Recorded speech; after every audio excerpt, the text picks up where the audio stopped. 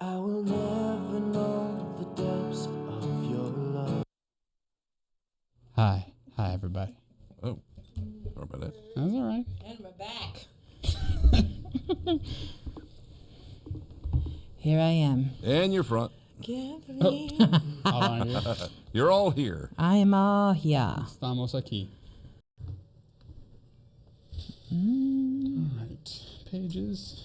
Facebook, would you stop changing things around? Could you just leave the thing? I have to go somewhere else every week just to get to the live show. Posting.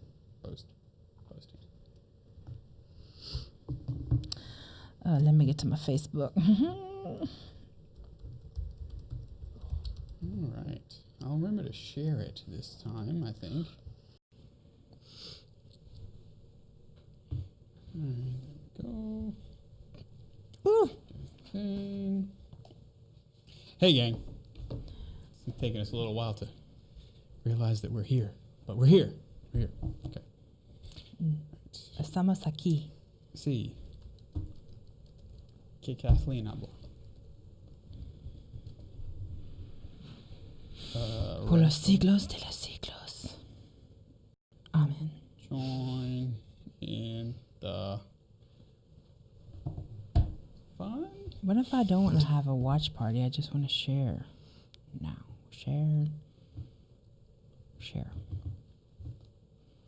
Facebook, I done had enough. See, I said the same thing.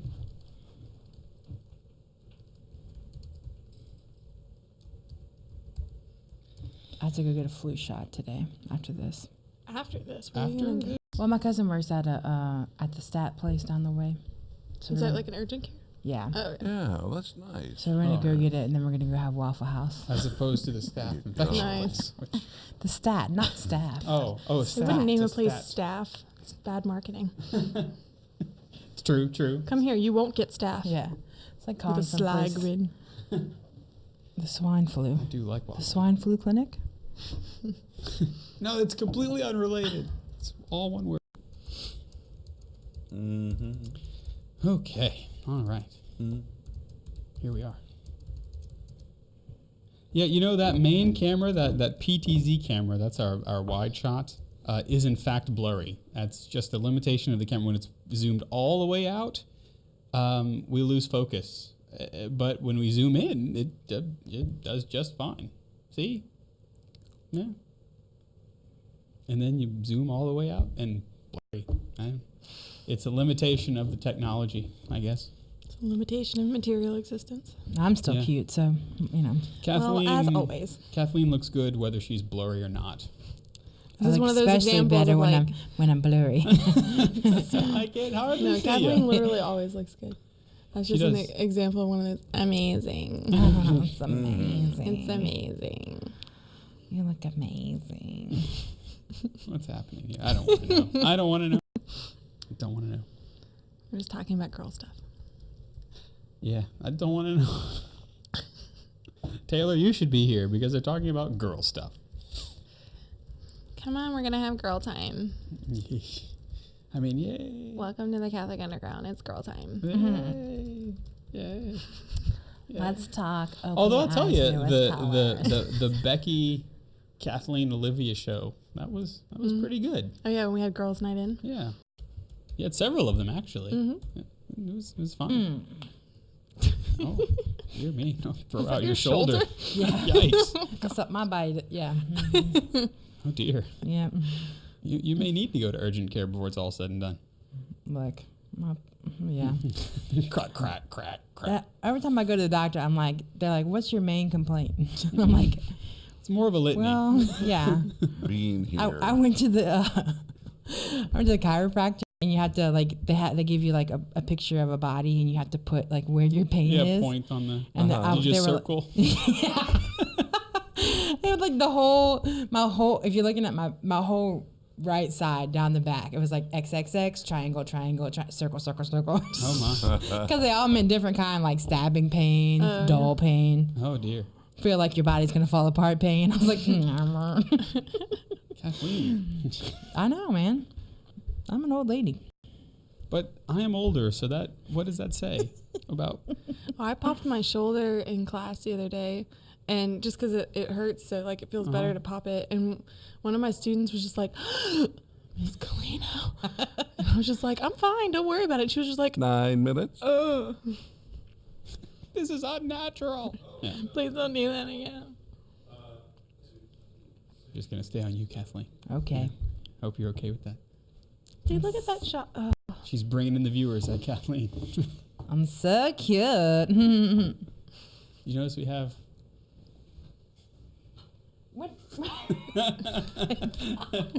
Wait, is that one new? Yeah. Was that there last week? No. Okay, I was. Wow. I mean, I'm not gonna say overkill. What's but- really funny is it doesn't show up in any shot except mine. Ah. In every other shot, it's not there. Yeah. So we brought in this whole big old thing. For this corner of this. For a nice corner. little inch worth of internet space. How about I trade you the TV that's at my house? It'll real, be though. perfect. It will be. I'll take the small one. I'm not even picky. I'll take the You'll small take one. that one. That's very old. In fact, I think we're losing some color. That's fine. I'm not picky. Some color stay on it. Do I look picky? I just need one that sets up to the interwebs. Hi, Missy. We miss you too. See, Yeah, she's in the chat. how come I? Oh, I don't know. We're having a great time. Oh, well. All right. oh, Missy, I see you now. She's so sweet. Steve says those aches become an annoying guest in your life, but we were at least alive to feel the pain. Well, that's true. That's true. That's right. That's like a Goo Dolls song. Wow. Yeah, you- what a reference. Yeah. Yikes. Okay. Goo And I goo. don't want to be kicked off of Facebook for singing their song. Goo so- goo dolls. Goo goo. Have you seen that? Goo goo. No. Have you seen that? I'm not. It's like Whatever an that old is. Italian woman. Oh, yeah, who's hey, like Google. trying to. Yeah. Yeah, she's trying to do like, hey Google, and trying to make sure my She phone keeps doesn't do anything. saying Google. She's like, hey goo goo, And goo goo. and it's so cute. Hey, Sue. Hello to glorious Canada. Oh, I hope you're not Canada. digging out from the fluffy stuff up there. It's 80 degrees down here. It is. It is. No, it's like 60. We get winter in the morning and summer in the evening. Yeah, it was warm earlier today. I wore shorts to the craft fair on Saturday. And my mom was like, Kathleen, you need to wear pants because you have no color on your legs. I was like, she was like, they're blinding. I was like, What's my interesting in winter. Louisiana is that have you noticed that sometimes extremely committed people to the season of winter, no matter what they will wear appropriate to the season. yep. I wore like a heavy sweater on Friday, and it was 70 degrees, 80 degrees, and I was like, like even in class, I was just like, oh, is anyone else hot? And my girls were like, no, and I'm like, okay, like it's good, it's cute, it's November. In my office, it goes down for one day. And they're like, turn the heater on. And I'm like, I'm dying in the back. And then like the next day it's 80 and they're like, turn the heater on. I'm like, no. You're going to kill me. Kathleen's gonna be in the back of But our it's office, winter. like gasping I for know. air. I literally am like, sweat dripping. I have my own personal fan. See, I need a space heater. I have one of those. I had one in my old office, and I really Use those I with really extreme liked care. that because my feet get cold. I always 5 turned it off. I minutes. was always very careful, but yeah, I really like that. No wonder we had so many people in the pre-show chat because autocorrect said on my personal page it said join us in the chat room if you date. Said Dare. Hey. Leave it. Unfortunately, I think everyone at the table is taken now. I'm just saying.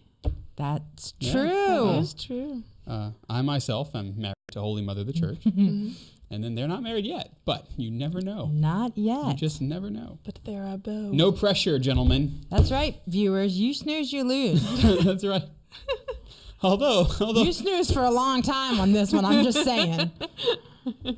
It's really interesting, though, because we do know that there have been a couple of you faithful undergrounders that have been trying to set up Olivia and Kathleen, which I think is awesome. I appreciate you. Yes. I think that's awesome. That is like, that's the highest form. Like I used to say that when I was single.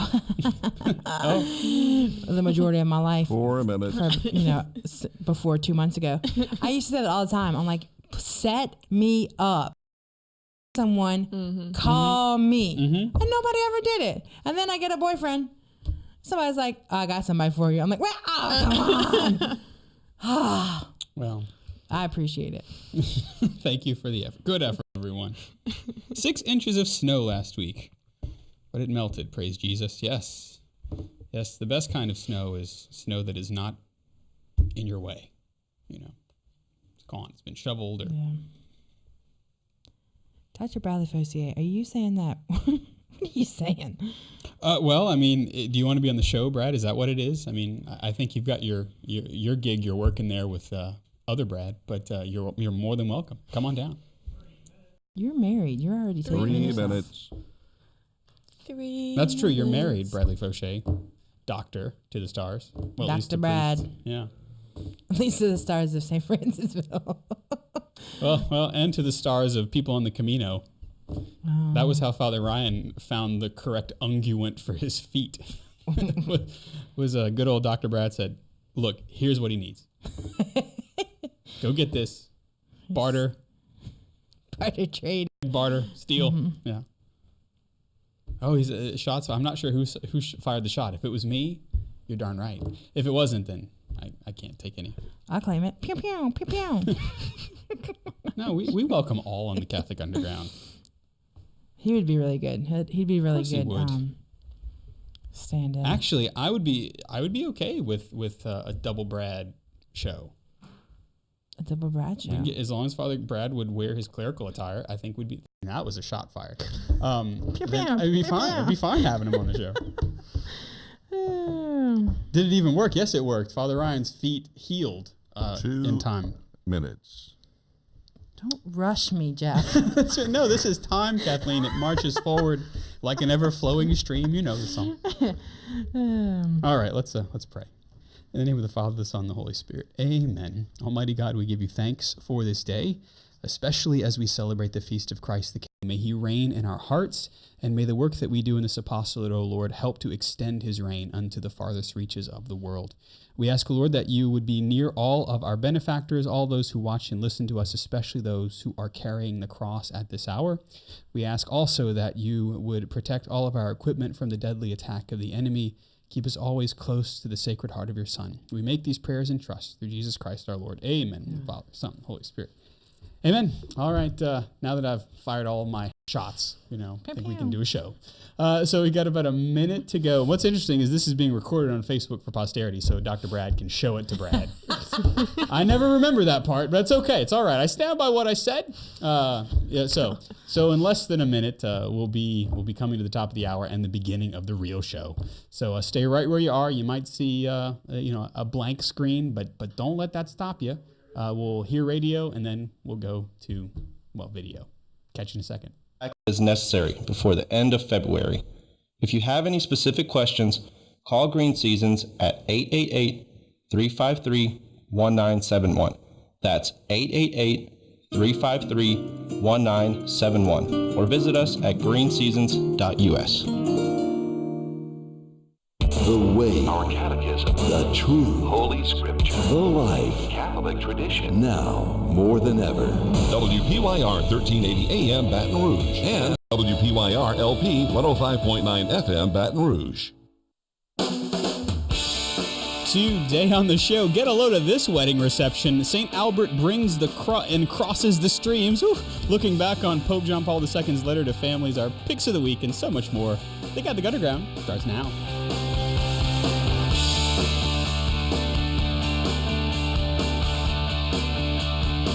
When I don't check my own spelling. It is time for the Catholic Underground. We are the podcast that tries to cut through the noise and find the topics that matter for you. We want to bring them to you so that you can do with them what you will. It's episode number 410. I'm Father Chris Decker, Joining me this week, Kathleen Lee, the Executive Director of the Women's New Life Clinic in Baton Rouge, Louisiana. Hey, Kathleen. Hey.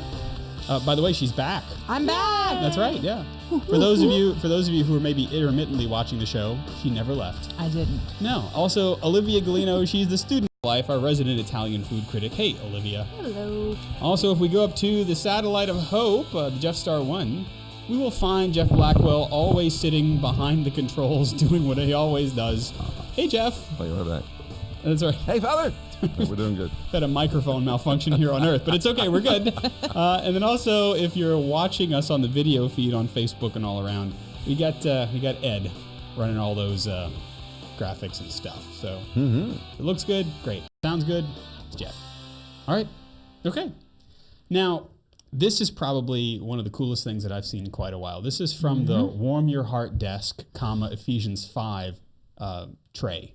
Oh, okay. Yeah. We monitor that 24 hours a day. Yeah. Yes. Yeah. So a beautiful, beautiful thing. Catholic speaker, podcaster, and television personality Stacey Summerow shared an experience that she had at her wedding reception with her husband, and the post went viral, and we couldn't help but share it here. So instead of throwing a garter, right, which is like something that happens at almost every wedding reception that I've ever been to, her husband washed her feet. So Summerow explained that the garter toss signifies eros. So we've got the three loves in Greek understanding, right? Philia, agape, and eros. Eros would be, I wouldn't say necessarily, well, they're all components of love, but it is basically sexual attraction. Yeah. And then like the little public hint of the private intimacy that the newlyweds will enjoy. Yeah. And so she says, because it signifies eros, her husband chose something different. Her husband washed her feet because it signifies a different type of love, agape, the sacrificial love of Jesus. Jesus washed his disciples' feet the night before he gave his life on the cross, and husbands vow to love their brides like Christ loves the church, which, by the way, look it up, guys, Ephesians chapter 5. The leader of the family is to be a servant. So here's the whole full text of the post. We thought we'd read it along here. Yeah. My husband washed my feet at our wedding reception instead of tossing a garter. The garter toss signifies eros, sexual attraction, and the hint of the intimacy that the newlyweds will enjoy. Physical attraction is a wonderful and beautiful part of the marriage. However, I love that my groom chose to surprise me with something different. And that's exactly what he did. He says, the beautiful thing is you don't got to worry one tiny bit about erotic love disappearing when you work for agape love. Because that's exactly what happens. He says that, she said that whether it's prioritizing my desire of where we go out to dinner or getting up with the babies early when I'm exhausted, John always lays down his life for me every day. So often our culture gets it backwards, to test drive or to try before you buy, to cohabit. She says, but now that I'm living marriage day to day, I see that sustaining a relationship purely with eros is like trying to live on cake. The sweetness can disappear in an instant, but it's working together that lasts. She says, we didn't need to try before you buy to have both the depth of agape and the sweetness of eros together. I don't feel in love every second of every day, and anyone who expects that is going to be disappointed. But I trust my husband, and I feel secure, and feel security in his love that allows for joy and laughter and a peaceful relationship. She's also on a podcast called Called and Caffeinated, which sounds like a very good one to listen to. Says, single friends, don't buy that what the culture is selling you. You deserve to be cherished, not just for a time, but forever. Let's all pray for the strength to love sacrificially. And you know, she actually brings about something in my own mind that I don't know that I've put together. But the whole try before you buy culture is really not based upon agape, the sacrificial love. It's based upon eros and kind of a loose understanding of philia, which is the love that friends have for one another. But it can't be, that philia can't be completed if it's eros that's leading it. You know, and I find that very interesting. And so what do you think of this as kind of a new Catholic trend at a wedding reception? Yeah, I think it's really cool. You know, most weddings that I've been to have been religious based, mostly Catholic. And most other ones, of other denominations, some kind of religious-based ceremony. Yeah. And it's always a weird thing when you go and it's like, and Jesus, and it's all about this, we love each other, in the eyes of God and all this kind of stuff. And then you go to the reception and it's like, what kind of music are we? Yeah. What? That's right. Yeah. Like, this is bizarre. I don't think that that the Maestro Limp Bizkit really Right. captures the agape of the moment. Yes. Yeah. Yeah. Mm-hmm. Yeah. I just picked one at random. I'm not saying. Yeah. So I think it's really cool. Yeah. That's what was in like the fore of your cerebrum at the moment. It wasn't in the foyer. It was in the back. The foyer. Where everything lives in a storeroom. The foyer. Anyway, but yeah, that's exactly right. Yeah. So I think it's really kind of a beautiful thing that the wedding reception reflects in some way the liturgy that we've just experienced. So there's not a disconnect. Well, Doesn't mean because you can't there's a have fun. celebration of the liturgy, and then there's the celebration afterwards, and it doesn't make sense to celebrate in two different ways. That's right, yeah. And I think that, in a sense, can also give perhaps a bad representation of what we as Catholics are about. Right. Because, we do get a lot of, bad press of like, you Catholics, you drink at these events. Well, yeah, but there's more to it as well. And none of us, Catholic or not, are called to drink in excess. That's when it becomes an overreach of enjoying one another's company. Philia, true philios, right? Desiring the friendship of those who are accompanying us into this new life that my spouse and I are sharing together. So to see this kind of connection doesn't mean you have to be a Puritan at a wedding reception either. You should be having fun. Right. You should be laughing. I would dare say that a wedding reception is also time for slightly irreverent things, Yeah. Because that's just who we are as people. Revelry. Yeah, a bit of revel, right? But at the same time, we are never supposed to be completely far away from the feasts of the church, which are never divorced from Christ ever. Yeah. Right. Well, and I feel like I always was kind of shocked by the garter toss, and it was always like the most uncomfortable part of a wedding for me. That's usually when I would like go to the bathroom because I'm just like, I don't That's right. I don't need need to this. be somewhere else. I don't need this in my life, and you probably don't either. But I think something that I want to highlight is that eros is not a bad thing. No, right. And in fact, choosing to reserve something which is that passionate love, choosing to reserve that for a setting that's intimate is actually doing justice to what eros is and what it's supposed to be,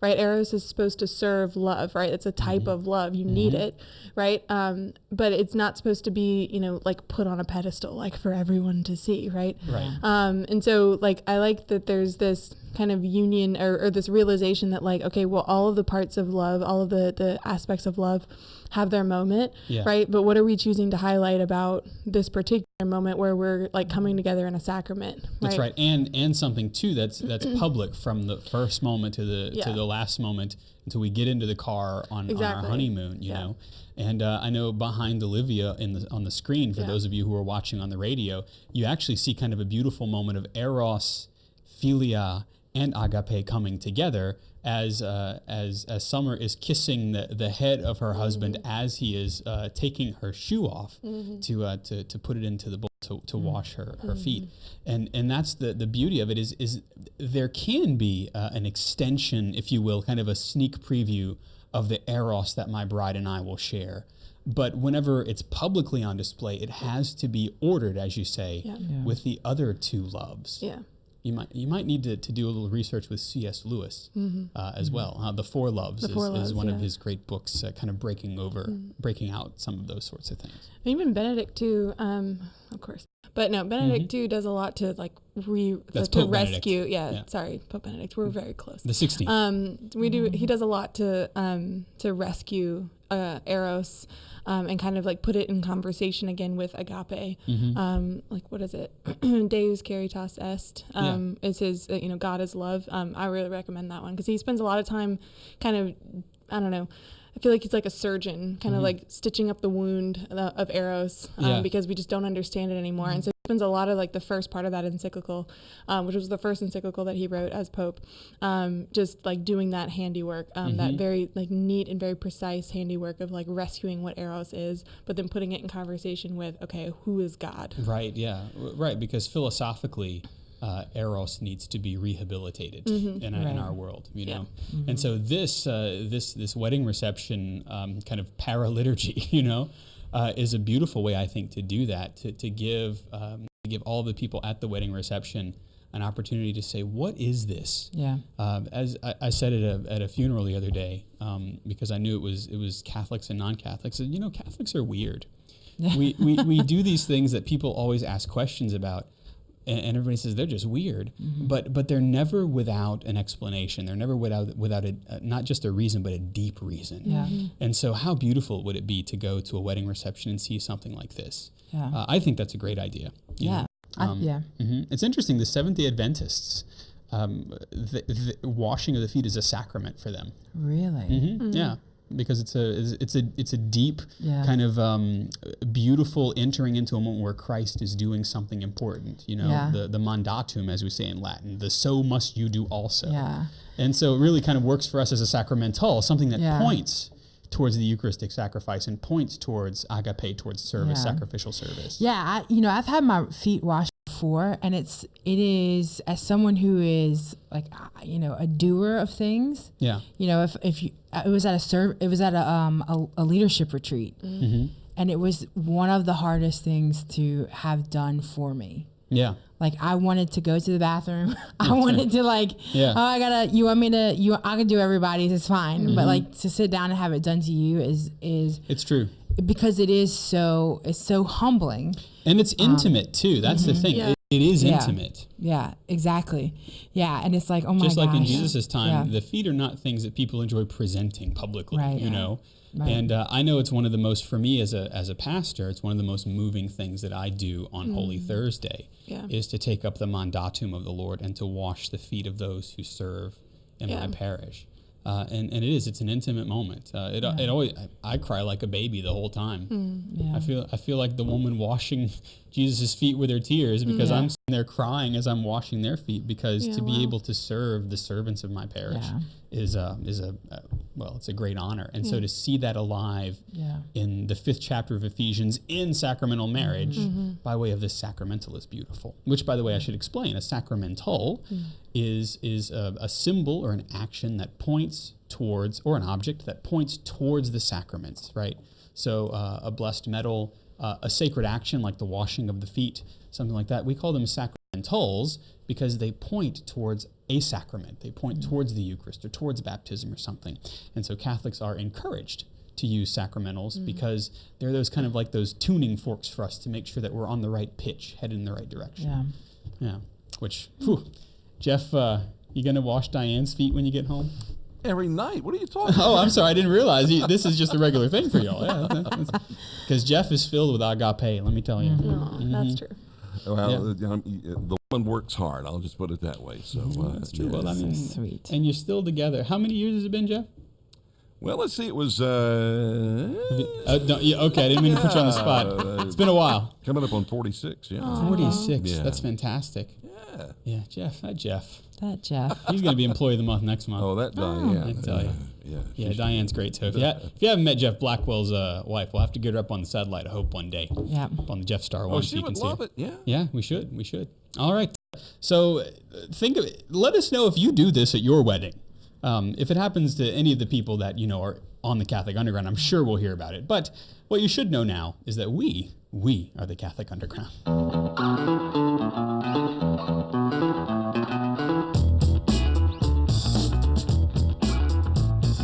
Yeah, I'm playing on my phone here, and you found the Catholic Underground. You're listening to it, you're watching it. We're online at catholicunderground.tv. The reason I'm playing on my phone is because I'm live in the chat. So if you watch us on Sunday evenings on Facebook or wherever fine video is streamed, you can get to us in the Facebook chat, and so we interact with you as we're able. Yeah. Sometimes I'm chatting, talking, so I can't be in the chat room, but still. Anyway, Kathleen's here. Yep. Olivia's here. Jeff's here. Ed's here. And our picks of the week are coming up. But first, St. Albert the Great. Yes. Doesn't get a whole lot of press these days. No, poor guy. But let me tell you, he was quite a magnanimous personality. Yes. We usually reserve that for Thomas Aquinas. Right. But he brought together a lot of things that we think are enemies today. Yes. And if you're wondering why St. Albert the Great and St. Thomas Aquinas are mentioned in the same sentence, it's because St. Thomas Aquinas was a student of St. Albert the Great. Oh, yes. The student has become the teacher. Yes. And so all these things that we know about St. Thomas Aquinas, and not to say that St. Albert the Great was the reason, but this guy taught St. Thomas Aquinas. And so, like, think about your favorite teacher, and whenever you begin to teach yourself, and you go, oh, I just said that thing. That was Miss So-and-so. Yeah. Now, we know that St. Thomas Aquinas is arguably one of the greatest theologians who ever lived. If you've never read any parts of the Summa or anything that he's written or taken Thomistic philosophy, which what are I you did, waiting for? you should. I mean, it's phenomenal stuff. But in our efforts to honor the student Aquinas, right, let us not forget his teacher, St. Albert. That's right. So renowned was St. Albert as one of the great respected scholars of his age that during his lifetime itself, he was already being honored with the title great. That's usually something reserved for after you die. So it's finally like, after you die, they give you some kind of title. Like John Paul the Great. John Paul the Great. Father Chris the Lazy. Right? But they look at your whole life, right? And they kind of sum it up with Father Chris the Perpetually Fatigued. That's what I wish. Like, you know when they have like lords and ladies titles. and knights, lords and ladies and knights, like, like what would yours be? That would be a very interesting thing to think about. But it usually comes after your death. This guy, while he was living, people were calling him Lady that. Kathleen of the Pet Care. Okay. You could literally see his mind working while you were talking. Like, I'm going to say it. I'm going to say it. Here it comes. Sorry, I'm taking us off the course. I can turn his mic off if you like. Please do. St. Albert the Great. St. Albert the Great made numerous contributions to the fields of science and philosophy. He's credited with helping formulate a systematic study of minerals. Hello, all those ladies out there who are using mineral oils on your faces and stuff. Thank you, St. Albert the Great. You're welcome. And at a time when most of what was known about the natural sciences came from ancient classical texts, St. Albert, not helpful. Yes. Yeah. And everybody was like, what? Who's saying all this? St. Albert studied plants and animals and supplemented what was known about them with his own research. So he was in real time kind of updating all of this classical text on the natural sciences. My goodness. Yeah. So in fact, on account of the vastness of his expertise and knowledge in the fields of philosophy, theology, physics, chemistry, astronomy, mineralogy, botany, zoology, and so on, Pope Pius XII named him the patron saint of scientists. I would hope so. Yeah, he had his thumb in a lot of pies, as it were. Yeah. But he's like, look at all these things that I'm involved in, and Pope Pius XII says, "You're patron saint of bakers," and he's like, "What the heck?" But it really is quite something, because we see in St. Albert kind of the beauty of how the Lord is trying to lift up the gifts and talents that we have.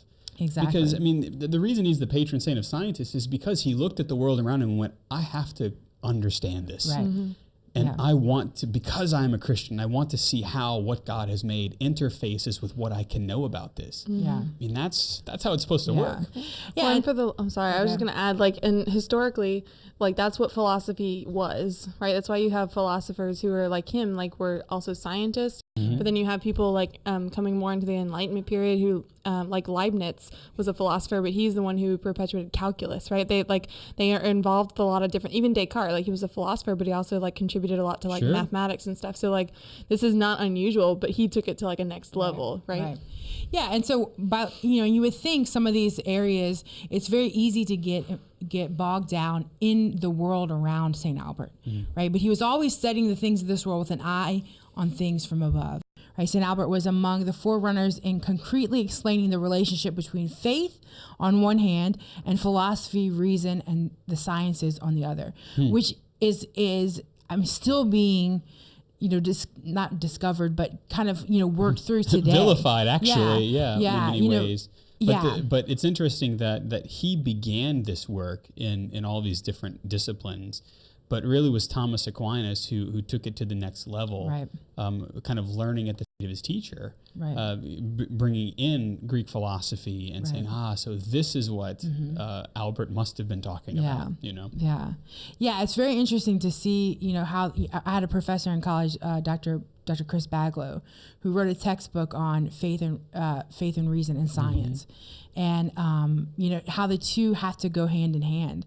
And he would share with us some of the stuff that he's writing about, and I was like, golly, like it's so easy to split the two, of the natural world, of chemistry and math and all this kind of stuff, and the spiritual world.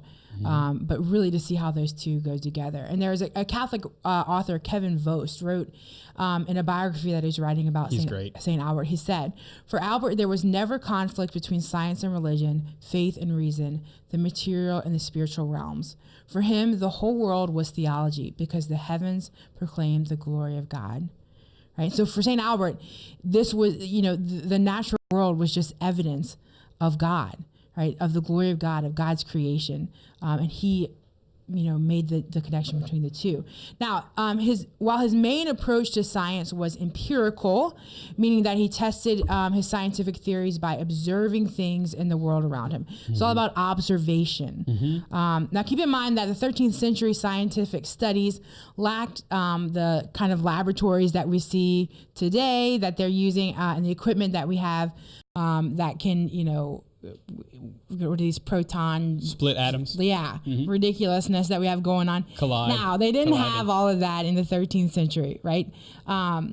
So he once wrote, in studying nature, we have not to inquire how God, the creator, may, as he freely wills, use his creatures to work miracles and thereby show forth his power. We have rather to inquire what nature, with its imminent inherent causes, can naturally bring to pass. Right? And so, I mean, the leaps and bounds that this guy was making without digital anything, without a designated lab space somewhere, probably in his basement in a candlelit, with magnifying glass. I don't know, like. You're painting a good picture for us there, because that's the thing. And it's really interesting that he is able to practice what we would essentially call the scientific process here, the scientific method. Because he's saying, we don't have to inquire how God can do what he wills, because God will do that. God will create miracles as he needs. But we want to inquire about nature, what nature naturally brings to pass with itself. And so not to bracket God, because he's not, but saying, well, let's see what we can observe about this, and then kind of make the ladder, make the climb to God. Exactly. Well, that's something that Thomas Aquinas himself takes up too, because Aquinas has his 5 proofs of God, just using what you can observe in nature. And essential for coming to a deeper understanding of God is realizing that you can know things about God just by observing nature. That's right. You can't know everything. Which, by the way, your students love that class. Oh, yeah. I don't know how their papers turned out, but that was fun for me. Yeah, it's like I was saying, even in our modern times, St. Albert's influence has continued to hold sway in the discussion of relationship between faith and reason. So, for instance, both Pope St. John Paul II and Pope Benedict XVI, they both recognized this great St. Albert as being among the first to recognize that philosophy and the sciences needed to be viewed distinctly from theology if they were to perform well in their respective fields of research. So Pope Benedict XVI said, St. Albert the Great reminds us that there is friendship between science and faith, and that through their vocation to the study of nature, scientists can take an authentic and fascinating path of holiness. Now, in today's world, that's kind of we see a huge disconnect. A huge disconnect. A holy scientist? Yeah. And there are a lot of people who are faithful people who discover science and discover, maybe, one of the sciences, and they lose all of their religion, they just leave it. Their faith, right? They leave the practice of their religion. Yeah, because they can't connect the two. Well, because they think that they found another religion, a superior religion. Yeah. Yeah. Now, from a Christian thought perspective, is St. Albert's commentary on the entire corpus, or the entire body of Aristotelian, I like that word, philosophy that is most noteworthy. The very fact that he studied and explained Aristotelian philosophy was radical and revolutionary in the 13th century. People were not talking about this. I love somebody who's radical and revolutionary. Right? Most Christian thinkers during that time in history were suspicious of Aristotle's philosophy because of its pagan roots. Right? However, St. Albert explained that when something is truly rational, It is compatible with Christian teachings as revealed in the scriptures. Right? So he's taking something, this logic and this reason and this rationale, and he's saying for it to, if it's truly this way, it's totally compatible with Christian thought and Christian teaching as revealed in the scriptures. Right?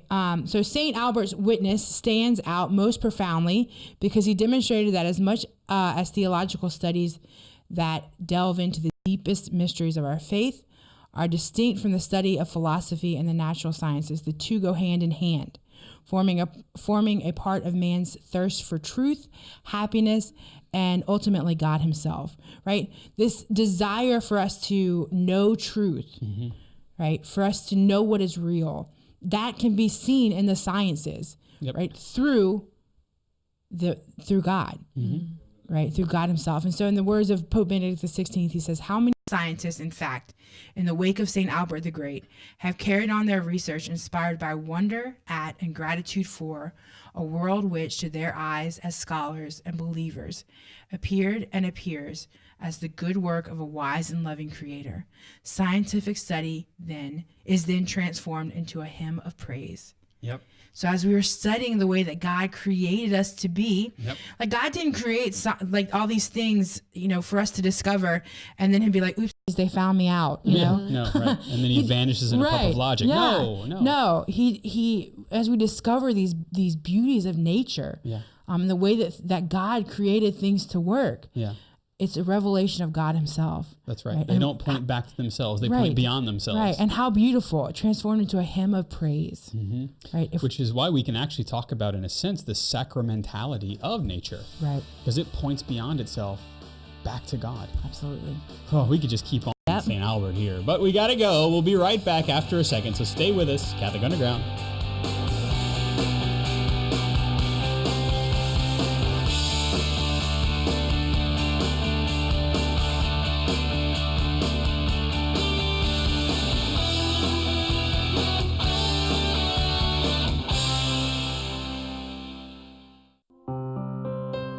Hail, Holy Queen, Mother of Mercy, our life, our sweetness, and our hope.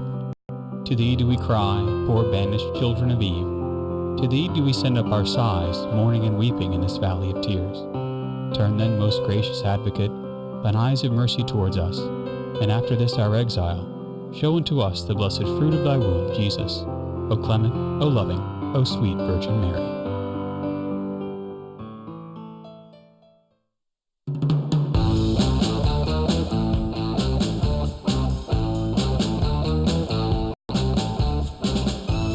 Welcome back. We found the Catholic Underground with me, Father Chris Decker, Kathleen Lee, Olivia Golino, Ed Ball, and Jeff Blackwell are up in space. Yes, I like that air farfisa you had going there, Father. Well, I figured I was playing it right. Whenever it's on the air, you can do whatever you want, right? So, yeah. Big finish here.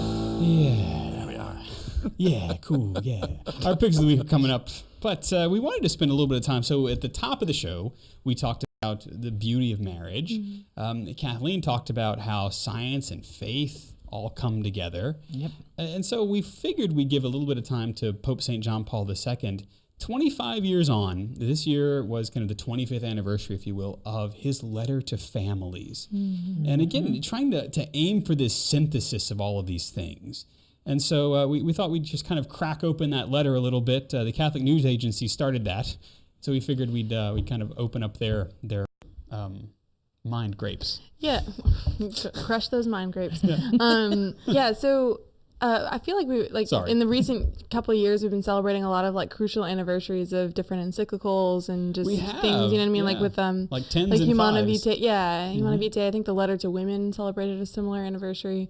So now it's the letter to families, and I think that's a really pertinent reminder, something for us to come back to. That's what anniversaries kind of force us to do is to revisit things, right? You maybe reread these things or read them for the first time and you're like, oh, okay, like that was really pertinent then, but even more so now. We do that with books too, right? Yeah. We have favorite books that we read every year or every few years to kind of reacquaint ourselves with that. Yeah. And it Persuasion. should be, it is indeed, it should be no different with the encyclicals, things. with churchy things. Yeah. And just in case you're thinking to yourself, like, I mean, like, this is nice, I'll listen to it, but I'm never going to read that. You should, right? So these letters They're not as like, they're literally meant for you. Just like encyclicals are meant, they're meant for mainly bishops, but they're accessible reading. Maybe some other things in the church might seem more intimidating, and very well are, but things like letters and encyclicals are meant for you. So like when we say that like the Pope has written a letter to families, we don't just mean that the Pope wrote each bishop or each cardinal a letter about families. No, he's writing to families. Like the letter to women, he writes to women, and he speaks not just to Italian-speaking ones. Yeah. He's writing to all families. To all families, right? And so Pope John Paul II, as you are, I'm sure, are well and familiar, was born Karol Wojtyła, and he was from this small town in Poland. But his family life is actually really interesting because he lost everyone in his immediate family before the age of, I think it was 20, right? So his mom died when he was very young. He had a sister, I think it was a sister or a brother who was miscarried like before he was born. And then I think his brother died when he was a young boy. And then, so it was him and his dad for a very long time. And then, his dad eventually died when he was kind of a young man. And so, but like their family life, even just in that short span of time, for a lot of the time it was just him and his dad, but that their family life, father and son, was like enough of a threshing field for him to cultivate the vocation of a priest. And so he does become a priest. He eventually becomes the Pope, right? And as the Pope, he's writing this letter to families in 1994. And that was one of the United Nations declared that as the year of the family. And so it's kind of the context in which John Paul II is writing. But this also fits with all of his other corpus of writings, right? Because at this point he's already finished his theology of the body. He's starting to write, I think it was in 94 too, right? The Mulieris Dignitatem. I believe that was the same year. There is a continuity to all of his writings. And of course, as a phenomenologist, right, he's always writing about the human person. Right. That's his focus, is the human person. And not just the human person like per se, but the human person connected to the person of Christ. Right? Because I think, wasn't his first encyclical Redemptor Hominis, the redemption of man, the redeemer of man, which is Christ, right? Christ is our redeemer, but he redeems you, right? He doesn't just come to redeem humanity, and he does, but he comes to redeem you as an individual person, as an instantiation of the person that you are created to be. That's right. And by the way, if you want the blueprint for his pontificate, that's the way to start. Yeah. Always read the first encyclical of the Pope. Which is why when I talked about Deus Caritas Est earlier, it was Pope Benedict's first encyclical. Like it gives light to all of his pontificate. So go read that as well. You have so much reading to do from me. But we got to think about the context, right? So in the time that he's writing, the U.S. divorce rates were actually higher than they are now. Or, compared to the most recent available data. So at that time, it was about 4.6 per 1,000 people, compared now to 2.9 in 2017. But you got to keep in mind, too, that marriage rates were also higher then, right? About 9.1 compared with 6.9 for those same years. We also have different issues now that we didn't have back then, right? So legalized same-sex marriage was still considered kind of a taboo thing. Maybe, no one ever thought that it would really happen. But now, obviously, we have that to contend with. Which, by the way, marriage not possible. Yes. Between those of same-sex attraction. Exactly. So we have a lot of different realities to contend with in 2019, almost 2020. But this letter is still completely pertinent to the here and now, this message to families. You might be thinking to yourself too, like, well, what does a celibate priest and eventually Pope have to say about me and my family life? And this is something where, like, if you look at his pontificate, this is like what he devoted himself to, was understanding marriage and understanding the family. Love and responsibility is about recapturing eros, like we've been talking about, but how to fit that into what marriage is as a sacrament. And then he capitalizes on that in Theology of the Body and expands on it to like a mind-blowing degree. But everything in his pontificate is about rescuing marriage and the family.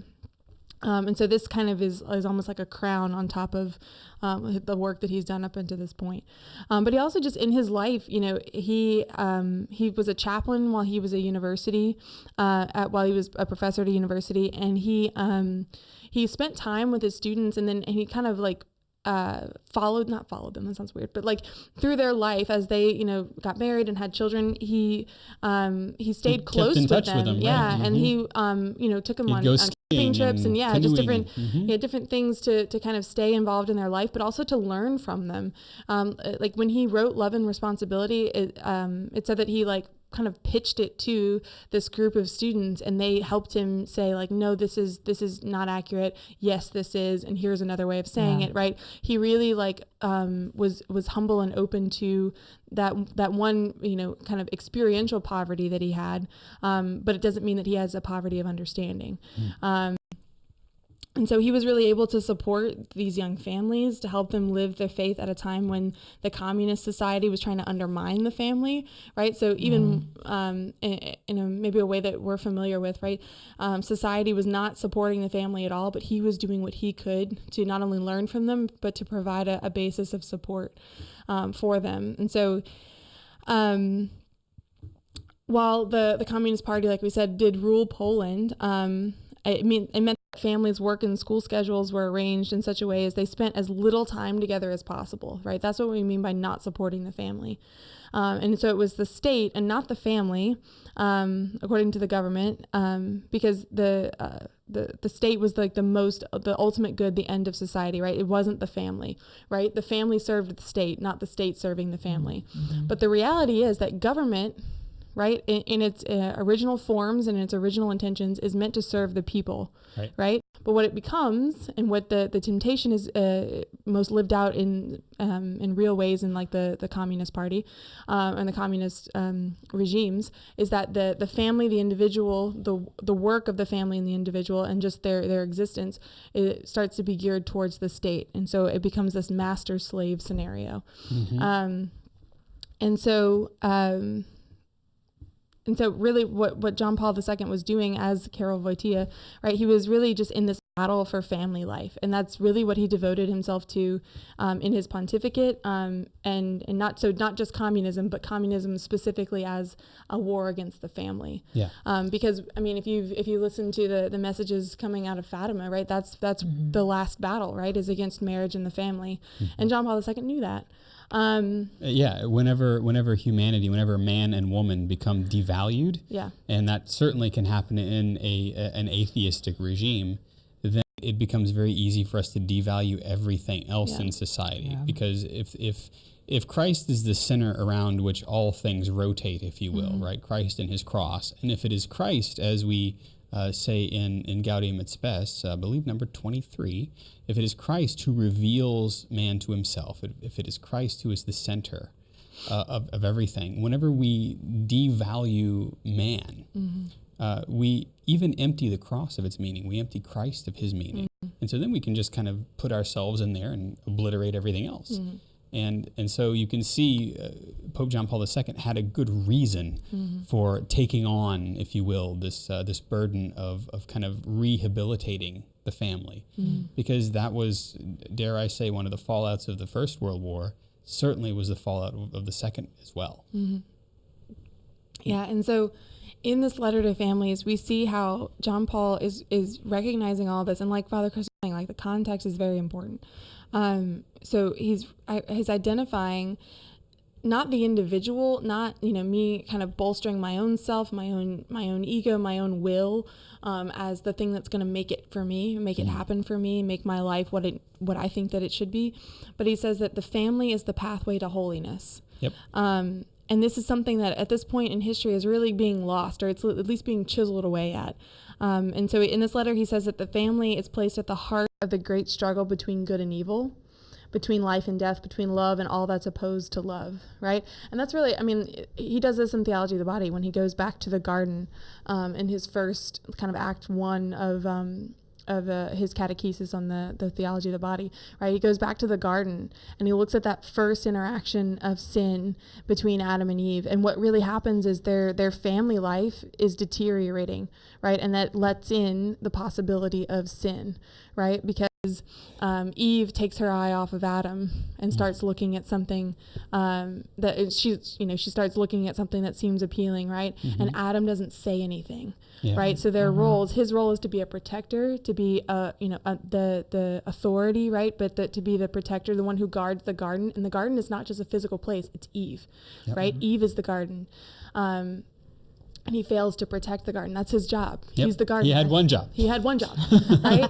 But her role is to be the help for salvation, right? To be the one who not only leads him to salvation, but who makes it possible, right? Who continues to draw him closer in love to God the Father. And what she does is she draws him closer to the self. And that's not what the garden was originally set up to be for them.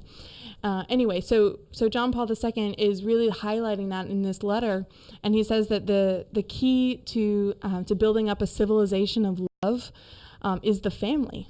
Right? And that civilization of love should be a place where families are able to give and receive love, both at individual, but also at societal levels. And that's really, I think, the key part. Like I think we're starting to see this genesis, this renaissance in being able to give and receive love on an individual level, because you have these different kind of movements happening that support families, especially in the church, but also you kind of see it happening on a bit of a secular level, like people realizing that I read an article the other day about how population rates are dipping below whatever what is it called, like the birth rate is dipping below basically, and it's not the sustainable itself. Family or the sustainable human sustainability threshold or whatever. Basically the population is not replacing itself, right? It's dipping below what is possible for a society in whatever place this is to be able to continue. And so people are recognizing that as a crisis now. And so even on a governmental level, you start having these ways of supporting family life. But it's that societal piece that sometimes is missing, right? Especially in just the way that we live, right? I remember talking to a friend of mine who taught in South Korea for a while, and she would be in a coffee shop at 9:00 at night when we would be Skyping, and she would say she would just comment on whatever's happening, and she would say one time, I remember one time she said that there were school children going home, and it was 9:00 at night where she was, and I was like, why are they going home at 9:00 at night? And she's like, they've been at school since 6. Wow. And I'm like, what? Which says something about the drive for education, but it also says something about when do these kids see their parents, right? When do they spend time with their families? And the reality is they don't, right? They just don't. And I, the kind of reality too is that teachers spend a lot of time with their students, right? And sometimes that's more than the time that the kids spend with their families, with their parents, right? And so it's on that societal level that we have to look at, okay, how are we actually supporting the family, or do we do what we can to kind of, or do we do what we can to combat that fissure of the family, right? Do we support fusion rather than fission? And that's where this letter to families, is kind of a cry from the heart to suggest an antidote. Yeah, exactly. And so we have to realize that and this is John Paul II's point, is that the vast majority of people become holy as husband and father and as wife and mother, and not in spite of that. So what do we do in the church? What do we do as a society to support that, right? To support that mission of the family, of the husband and wife sanctifying each other and thus sanctifying their family. Right, because it is a mission properly understood, right? Exactly, a mission is being sent out from somewhere to do something. Yeah. And so it's really kind of, it's prophetic in a way, what John Paul is saying. I mean, because 25 years maybe doesn't seem like a long time, but that's a generation and a half. And it's prophetic because it really touches on all these ways that the family is under attack today. And he says, that, this might be his most famous line from this letter. He says that the history of mankind, the history of salvation, passes by way of the family, right? Look at the situation that Jesus is born into. Jesus could have come as an adult man, right? He's God. He didn't need to come as a baby. He chooses to come as a baby, right? And he chooses to be born in a family situation, right? And it's the love of the family that he spends the majority of his life, right? If you look at just statistically speaking, how much of Jesus's life he spends just living a family life, it's the majority, right? And it's a vast majority of his life, which shows that there's something in the family that is necessary. It's not contingent, it's not something accidental, and it's not something that it's just optional, right? Of this list of things in our lives we can do away with in favor of something else. No, the family is essential, right? And so this letter is prophetic, you could say, because what we're seeing is that when it comes to the way that we view the family, just practically speaking, we don't really have hope for the future, right? Because we don't invest in, as a society, in our families, right? And what do we do? We have to think about, what do we do as the church to support families and really support them, not just kind of like give them a nod every now and then, right? Do we create environments that provide for the future, not just for the present moment? Yeah. So I think that John Paul II was already recognizing that the foundation of society itself is already in jeopardy if people are not getting married, if they're not having kids, right? They're saying no to the future in some sense. So how do we, as a society, as a church, help people to say yes, right? Which we're seeing, by the way, not that people aren't having children, but what we're seeing is that outside of the sacrament of marriage, children can be viewed oftentimes as objects. Yeah. You know, they're cute when they're babies, but then all of a sudden life kicks in, and when you don't have the strength of the sacrament, what begins to happen is there's a fracture point, and the fracture point is always what happens where the kids are caught in the middle in the fissure, and they are the ones who fall through the canyon that is created because of the lack of sacramental grace. And it devalues the entire, I mean, I see it as a priest, and it devalues the entire family because nobody sees each other as a person. And this is where the lawsuits come in, and this is where the tug of war with the kids begins, and that's where Pope John Paul II is saying, how can we say yes to family life? Yeah. And yes to everything, the graces that can flow from this. Yeah. And I think it comes first with just recognizing that, like, everything is for the sake of family, right? Instead of the family for the sake of everything else, right? Yeah. Like, are we all like going our own 1,000 separate ways and then coming back and kind of like taking a breath and then going out all our own separate ways? Or do we do whatever we do in our individual time for the sake of what happens in the home, right? And so it takes a change of mind, a change of culture, and I think it starts with the family culture, right? Like, what does Mother Teresa said? She says, if you want to change the world, go home and love your family, right? And so do we start in the home with just intentionally building a culture of the civilization of love, right? Does everything that we do in our life come back to what we do in the home? And even if you're living like a single life, right? Does everything that you do, is it aimed for the betterment of your own holiness, of the holiness of the people that you love, right? Are you starting even now to create a culture of love that you know, God willing, one day will involve a family of your own, right? What do you do in order to cultivate that civilization here and now? Because it's moment to moment. It's not like 10 years from now we'll have the civilization. No, it's right now. Are you making a choice for that civilization? And so it comes down to, you know, living a life of personal holiness as a husband, as a father, as a mother, as a wife, as a child, right? And do we focus our life on prayer, right? Do we realize that everything that if we are breathing, if we have existence coursing through our veins, that, you know, we are children, right? And we are children of God. So do we first go to that primordial family, and then allow that to inform what we do in our human families, right? And realize that it's for the sake of that primordial family, that marriage to God, that beatitude that we're all working towards, that we even have human families, right? Because God wills it that way, number one, but also because we have to realize that, like, our human family is not just like a way to waste time until we get to heaven, right? Or something to keep us occupied, right? It's not the thing that's not the TV. Yeah. Right. Like, I think it's Joseph Pieper who says that, you know, God's love needs perfection, right? And it needs perfection because he chooses it that way, right? Because God is all perfect.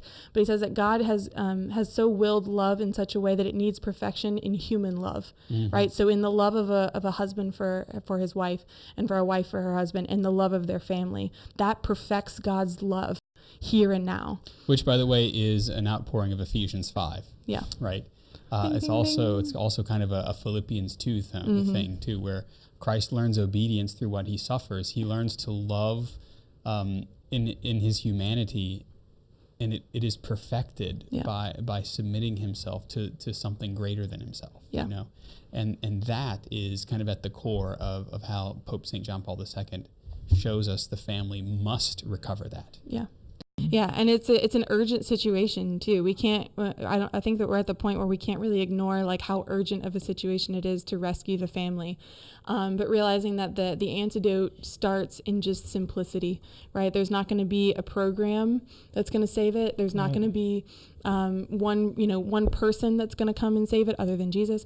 It's going to be moment to moment, and it's going to be a cultural change that's going to shift things, right? Yeah. But it starts in just here and now, today, our family. Yep, and supporting that. Well, we could read the document to you even further, I mean, because there's a lot there for sure. But read the letter to families. It's a good thing to kind of reconnoiter, especially as you might be getting started with your family, or maybe you've been married for a long time. Read this love letter from a now sainted Pope to you and to your family. One of the things that we should do, because we ain't saints yet, is pause for that part of the show that we like to call the CU Pick of the Week. That's right. It is our time for CU Pick of the Week. Kathleen, do you have a Pick of the Week? I do have a Pick of the Week. Hello. I'm back with a vengeance, people. Boy, is she. I'm just looking on the show notes here. I know. Yeah.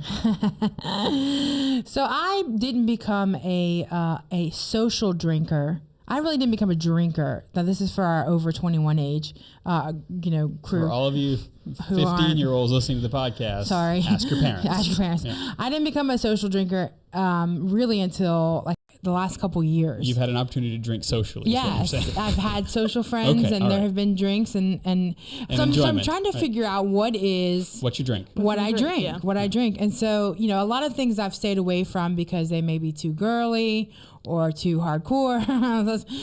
But this I found Strongbow Rosé Apple Hard Cider. That's a lot of words. It is such a girl drink, I can but get it involved with is that. fantastic. Okay, I try to have mature taste, so I'm also trying like rum and whiskey, like good stuff. Yeah, sure. This one, I could have this. I could come home from work. It's like having a glass of wine, I think, to some people. I'm like, I'm just chuckling. let me over here. just pop a little top, have a little rosé hard cider, go to bed. There you go. It's so good. It's just we good. don't advocate, making that your every. No. But I mean, That sounds delicious. there it is. If you're of age, you should try it because it is. So is it like a wine blended with an apple? Yeah, it's kind of like, so it's got like the lightness and the sweetness of a rosé. Okay. And of course, like the appleness of an apple. And tartness of a hard cider. Yeah, I like okay. that. It's really good. I'm a fan of that. It Because sounds I'm really not refreshing. a big rosé fan. Uh-huh. I don't want to drink it by itself because it's just too sweet. Too sweet. But you mix it with a hard cider. Mix it with the hard cider, and there you go. I suppose I'll have to mull that on my own. Oh my. Oh, Olivia. cut the camera away from him. Kevin. Cut his mic. Okay, so speaking of sweet things that hopefully aren't too sweet, my pick of the week is something called Smart Sweets. No. And I had never heard of this until a couple of days ago. I was like buying mints in the grocery store, and my eye went on this top shelf, and there's these they look like hipster candy. But I was reading about it, and it's like plant-based candy, and so they use like stevia and all natural ingredients. There's nothing artificial, but they have things like their version of Swedish Fish and like peach rings, like Sour Patch Kids and things like that. But it's a way they say is like their tagline is like to kick sugar, right? Okay. Because it's way bring less it in sugar line. than like normal, so you can still eat candy without having like so much sugar. Because I find that like every once in a while I have like a sugar urge, like I just need candy, but I can't really eat it. And so I found this, and I was like, oh, well, this is a way to like eat candy without like making my blood sugar spike. And going way overboard. Because it actually has a ton of fiber in it too, because of some of the things that they use. So it helps like to sustain your blood sugar. It doesn't like make your blood sugar spike. Kathleen's like, I want this fibrous candy. Yes, please. Okay, that's not the best way to describe it. Just go try it. Just go try it. Oh my goodness. I'm having a great time. Y'all are too Hey much. Jeff. Y'all are too Yo. Well, mine is low calorie. It's the Smithsonian Channel. Father Chris and I had been talking. I'm wanting to cut the cable for a while because it just kept getting expensive. Yeah. Anyway, so I found YouTube TV had most of the channels that we watched without having to pay extra premiums, and we didn't have any of the movie channels, my wife and I. But I like the classic movies, but I had to pay extra for that, or even an ESPN, it was extra. Anyway, it's all included on YouTube, and I found that they had the Smithsonian Channel.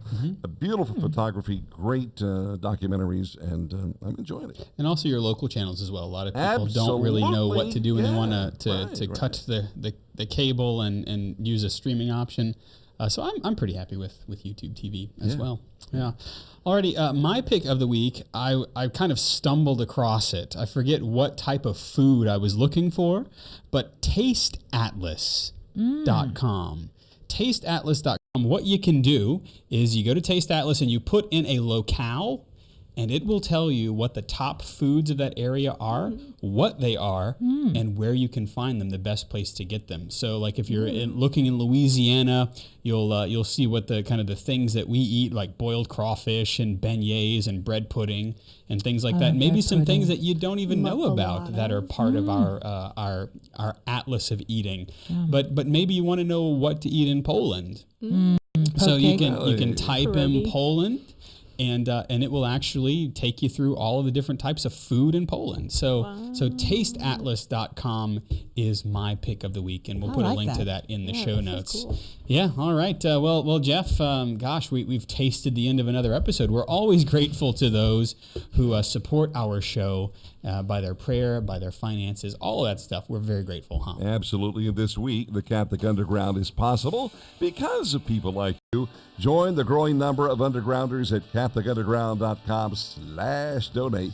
And an important way to support us is to like us, heart us, star us, and share us on your social media platform of choice. Yeah, I've noticed a couple of you folks have done that. You've gone into Apple Music, you've gone into Apple Podcasts now, and to Spotify, and you've kind of just scribbled down a little thank you. So thank you for those of you who have done that, and thank you for those of you who are going to do that. Already, our panelists have been Kathleen Lee. She's the Faith Ninja, Hope Samurai. Hi-ya, Kathleen, at KLee626 on Instagram. Thank you. Anytime. Yes, anytime. I like that. We'll hold you to it. Olivia Galino is at the real OMG with dots where they're supposed to be. Thanks, Olivia. Yeah, it's fine. Thank you. Just check the show notes. Yeah. And our technical director is Jeff Blackwell. He's at Jeff Blackwellus on Instagram and Twitter. Thanks, Jeff. Always a privilege, Father. Our research assistant, the leader of the crew in the lab, is Jim Hayes, who, this is the last chance. He's the employee of the month. Yep. Outgoing. Good for him. Yeah. Our video and graphics director is Ed Ball, and you know me. I'm Father Chris. You can follow me on Instagram at Digital Catholic and Twitter too if you really want to. Yeah, you can. Sorry, I was thinking about my Twitter feed. There's not a whole lot on it, but yeah, whatever. We hope that we've helped you cut through the noise and find the still small voice. We're the Catholic Underground. We're Faith Gone Digital. We'll see you next time.